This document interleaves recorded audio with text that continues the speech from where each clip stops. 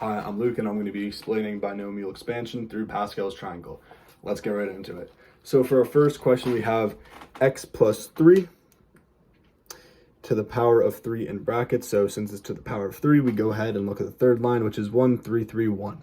So that means that those numbers are going to be our coefficients. So let's hop straight into the question. So bring the x down.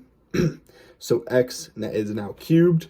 And we also have a times 1 over here, but since it's times 1, we don't really need to put it. And then over here, we don't put the 3 because our exponents are supposed to add up to 3. And since we already have 3 on top of here, it's impossible to have any number over here that would add up to 3.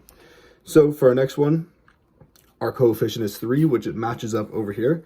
So it's going to be 3 times x to the power of 2 plus 3, which all matches up our exponents. And then the next one is also 3x plus 3 times x plus 3, except now it's to the power of 2 because the exponents are switched, which is also correct. And then now we also have 3 to the power of 3, which all adds up because in each bracket, the exponents add up to 3. So now we can start solving. So we bring that down, that's still x to the power of 3. We bring this down and multiply those two. That is now just 3x2, sorry, and then plus 3 because that's brought down. And then this is also going to be 3x again, except this is now plus 9 because 3 to the power of 2 is 9. And then 3 to the power of 3 is 27. So all added up together is x cubed plus 9x squared plus 3x plus 39. All right, let's hop into our second question, and just so that you can see everything is there, if it's not at a right angle when I'm explaining things.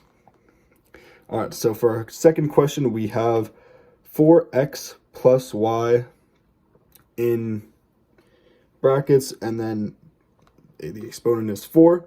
So let's get straight into this. Since our exponent is 4, we need to go to the fourth line. As you can see, the fourth line is 1, 4, 6, 4, 1. So those are going to be our exponents and our coefficients. So let's hop straight into it. All right, so we have 4x to the power of 4. I don't really need to explain that one. It works out well. And then we have 4 times 4x to the power of 3 plus y. Everything still adds up to 4, all the exponents, so we're still good. And then we have 6 times 4x to the power of 2 plus y to the power of 2, all in a bracket, and those two add up to 4, so we're still all good. So now we have 4 times 4x plus y3 now, and that all still adds up well. And then now we only have y4. And every one of these has 4 inside the bracket, so everything is good. So let's bring that down. So now we have 256x to the power of 4 plus 4 times 64x plus y plus 6 times 16 to the power of 2 plus y2 plus 16x plus y cubed plus y to the power of 4. You can see that on that line there.